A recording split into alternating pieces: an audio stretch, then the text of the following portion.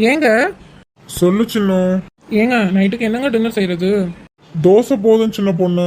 தோசை மட்டும் சுடு. எத்தனை தோசை வேணும் உங்களுக்கு? ஒரு 5 தோசை சின்ன பொண்ணு. என்னது 5? இல்ல சின்ன பொண்ணு, 4 மட்டும் போதும். 4 தோசைலாம் முடியாதுங்க. ஒரு 3 தோசையாவது கிடைக்குமா?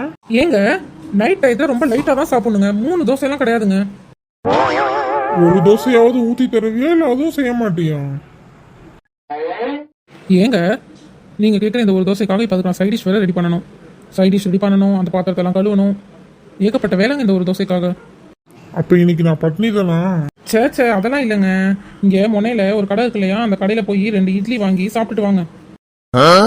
சரி, நான் போய் அங்க சாப்பிட்டு வந்துடுறேன். உனக்கு எதுவும் வேண்டாமா? அதாங்க நீங்கள் 2 இட்லி சாப்பிட்டுட்டு வருவீங்க இல்லையா, வரப்ப அந்த பாய் கடை இருக்கு இல்லையா, அந்த பாய் கடையில் சுட சுட பிரியாணி போடுவாங்க. அதை எனக்கு வாங்கிட்டு வந்துருங்க. சின்ன பொண்ணு, இதுவும் நைட் டைம் தான். இப்ப நீ பிரியாணி சாப்பிட்டா ஒன்றும் ஆகாதா?